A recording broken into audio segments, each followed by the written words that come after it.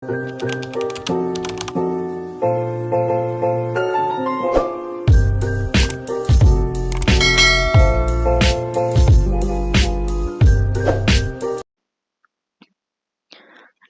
Mafia Tampan bab 79.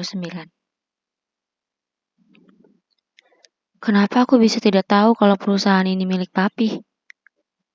Batin Nick.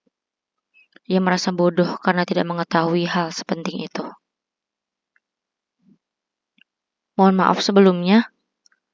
Jadi perusahaan ini satu grup dengan HR Corp?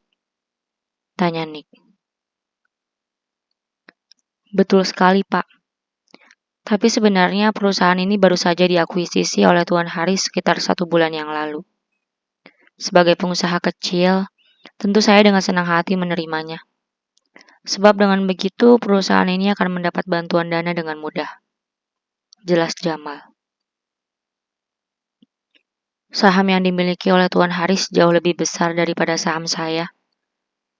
Namun karena kesibukan beliau yang harus memimpin banyak perusahaan, jadi saya yang tetap memimpin perusahaan ini. Lanjut Jamal. Sejak pindah ke Indonesia, Nick hanya fokus pada perusahaan yang ia pimpin. Ia baru beberapa bulan memimpin perusahaan tersebut, sehingga masih perlu banyak adaptasi. Belum lagi waktu itu Nick disibukkan oleh bisnis haramnya. Sementara itu, perusahaan yang dipimpin oleh Jamal adalah perusahaan yang baru diakuisisi oleh Haris sekitar 1 bulan yang lalu, sehingga belum mengetahui hal itu. Hal itulah yang membuat saya yakin untuk menjadikan Pak Nick sebagai GM. Sebab saya ingin memberikan yang terbaik, supaya Tuan Haris tidak menyesal telah mengakuisisi perusahaan kecil ini.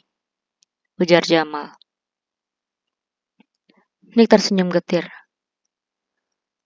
Jika seperti itu, artinya Anda jangan sampai mengecewakan Pak Jamal. Sebab masa depan perusahaan ini ada di tangan Anda. Jangan sampai nanti Tuan Haris kecewa karena tidak menyukai kinerja Anda. Timpal Pras yang sejak tadi masih berdiri di dekat mereka. Nick hanya menanggapinya dengan senyuman. Ya, mungkin beliau akan kecewa. Tapi kecewa karena ternyata anaknya yang sedang dihukum ini justru mendapat posisi baik. Batin Nick. Ya sudah kalau begitu. Oh iya Pak, Pras dan yang lain besok juga ikut ya? Supaya kita semua bisa berkenalan dengan Tuan Haris lebih dekat lagi. Ajak Jamal. Ia ingin Haris menilai bagaimana para manajernya itu. Dengan senang hati Pak, kami pasti akan menunjukkan yang terbaik di depan beliau. Jawab Pras. Ia sangat senang karena dengan begitu dirinya bisa mendapat kesempatan untuk mencari muka di depan Haris. Ini kesempatan aku untuk menjatuhkannya di depan Tuan Haris. Batin Pras. Setelah itu mereka bubar dan masuk ke ruangan masing-masing. Di ruangannya, Nick mencari berkas yang berhubungan dengan Haris. Selama bekerja di sana, ia hanya menangani berkas internal, sehingga Nick belum pernah melihat nama Haris. Hal itu dikarenakan semua berkas hanya ditandatangani oleh Jamal. Sedangkan Haris hanya mengetahui laporan keuangan bulanan serta laporan rencana kerja mereka. Sore hari Nick pulang ke rumahnya tepat waktu. Saat hendak pulang, Nick berjalan menuju parkiran motor. Hal itu pun menjadi sorotan karena GM yang tampan dan berwibawa itu hanya menggunakan motor biasa. Kok GM gak pakai mobil ya? Bisik salah seorang staf pada sahabatnya. Entahlah, padahal kan gajinya besar. Apa dari kantor gak dapat fasilitas ya? Mungkin dia lebih suka pakai motor kali. Atau emang belum kebeli mobil. Tapi kalau lihat dari tampangnya, harusnya dia emang udah tajir dari lahir. Gak ada tampang susah sama sekali. Tapi aku masih penasaran, secantik apa istrinya? Pasti beruntung banget sih punya suami kayak dia. Apalagi sekarang kabarnya Panik jadi GM kesayangan bos Jamal. Setiap melihat Nick, orang-orang selalu menggunjingnya. Entah itu tentang hal baik atau tidak. Namun lebih banyak orang yang iri padanya. sebab Nick merupakan karyawan baru yang langsung melesat jauh ke atas. Setibanya di rumah, Nick menceritakan tentang apa yang ia alami hari ini pada Ima, termasuk tentang rencana pertemuannya dengan Haris besok. Sayang, ternyata perusahaan itu milik papi, ucap Nick saat mereka sedang berbincang. Ima terkesiap. Serius, Mas? Tanya Ima. Iya, aku juga kaget. Tapi mau bagaimana lagi? Aku sudah terlanjur bekerja di sana. Mau cari pekerjaan lain pun rasanya sulit. Jelas Nick. Tapi apa mungkin papi juga yang sengaja mempekerjakan Mas di perusahaan itu? Tanya Ima. Nick berpikir sejenak. Rasanya mustahil, sayang. Kan kamu tahu sendiri, papi mau aku berusaha dan membuktikan bahwa aku bisa tanpa bantuannya. Iya juga ya, Mas. Ya udah, kalau begitu besok Mas harus buktikan ke papi kalau semua ini hasil kerja keras kamu. Aku yakin Mas pasti bisa dan papi bisa melihat apa yang telah kamu lakukan. Ucap Ima. Ia selalu mensupport suaminya dalam kondisi apapun. Iya sayang, terima kasih ya. Iya sayang. Tapi gimana kerjaan hari ini? Lancar kan? Tanya Ima. Alhamdulillah lancar. Kalau pengganggu itu masih datang nggak? Nick balik bertanya. Kayaknya enggak ya Mas. Aku kan seharian di dalam nggak keluar. Tadi di luar Mas lihat ada sesuatu nggak? Enggak sih. Syukurlah kalau memang dia gak ganggu kamu lagi. Namun baru saja Nick menutup mulutnya tiba-tiba pintu rumah mereka diketuk.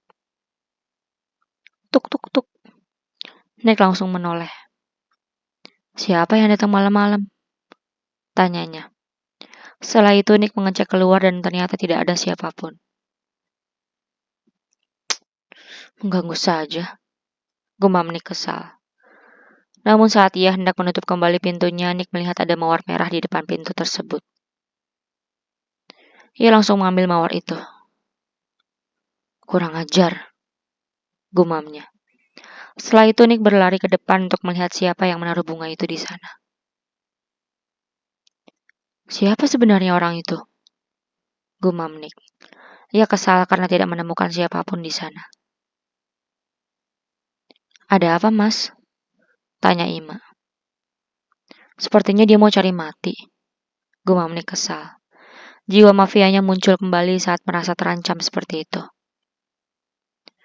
Astagfirullah, istighfar Mas. Tegur Ima. Ia tidak ingin suaminya gelap mata seperti itu. Maaf sayang, jika dia seperti itu terus, aku tidak bisa menjamin bahwa aku tak akan hilaf. Ucap Nick. Kemudian ia mengajak Ima masuk. Ima paham bagaimana suaminya. Memang tidak mudah mengubah sifat seseorang. Keesokan harinya Nick berangkat seperti biasa. Namun kali ini ia langsung berangkat ke kantor pusat HR Corp untuk bertemu Haris.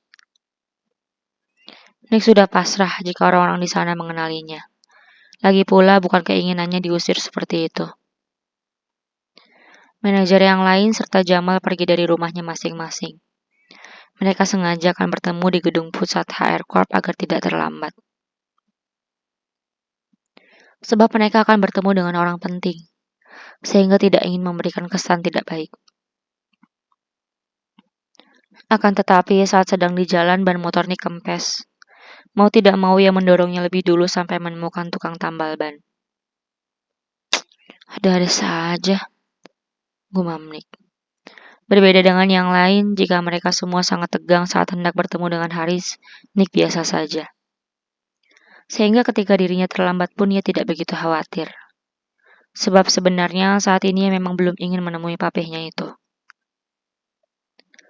Sejak tadi Jamal menghubungi Nick.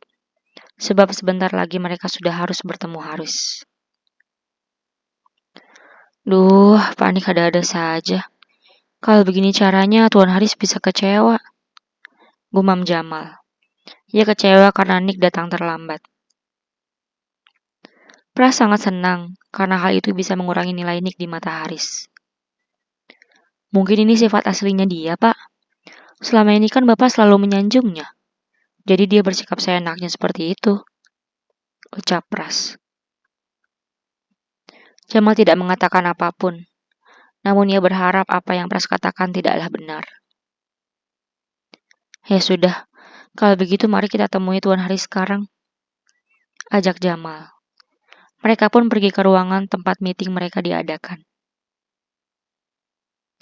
Selamat pagi Tuan Haris. Kami merasa sangat terhormat karena mendapat kesempatan untuk datang ke sini, ucap Jamal. Ia sangat menghormati Haris. Pagi, silakan duduk, sahut Haris. Ia terlihat begitu berwibawa. Setelah itu Jamal memperkenalkan semua manajer yang ia ajak kecuali Nick yang belum hadir. Katanya ada general manager baru yang kinerjanya bagus, tanya Haris. Sebelumnya Jamal sudah menceritakan tentang Nick, sehingga Haris ingin menemuinya. Namun sampai saat ini Haris belum mengetahui nama GM tersebut. Jamal pun menjelaskan alasan Nick datang terlambat. Namun Pras malah mengompori Haris agar membenci Nick. Sebenarnya kami pun merasa tidak enak hati pada Tuan Haris. Di saat momen penting seperti ini, seharusnya dia tidak datang terlambat. Jika memang bisa menghargai Tuan Haris, ucap Pras. Haris tidak merespon ucapan pria tersebut. Dari sini kita bisa menilai bagaimana dedikasi dan loyalitas orang tersebut terhadap perusahaan. Bukan begitu? Ujar Pras lagi. Ia sangat senang karena bisa menjatuhkan Nick di hadapan Haris langsung. Beberapa saat kemudian Nick tiba di gedung tersebut. Ia yang merupakan anak dari pemilik gedung itu pun dikenali oleh seluruh staf di sana. Selamat pagi Tuan, sapa para staf saat berpapasan dengan Nick. Pagi, jawab Nick. Ia terlihat sedang terburu-buru. Para staf bingung karena penampilan Nick hari ini agak berbeda. Terlebih staf yang mengurus parkiran, mereka heran karena melihat Nick datang menggunakan motor. Setibanya di ruang meeting, Nick langsung mengetuk pintu. Ia datang ke ruangan itu tanpa bertanya lebih dulu, sebab ia sudah tahu betul di mana posisi ruangan tersebut. Tuk tuk tuk. Mereka yang ada di dalam pun menoleh ke arah pintu. Mungkin ini dia, ucap Jamal. Ia senang karena Nick sudah datang. Pras menyunggingkan sebelah ujung bibirnya, sebab ia yakin Haris sudah berhasil ia provokasi. Masuk, ucap Haris dari dalam. Ceklek. Selamat pagi. Mohon maaf saya terlambat, ucap Nick setelah membuka pintu. Bola mata Haris hampir melompat. Nick? Tanyanya.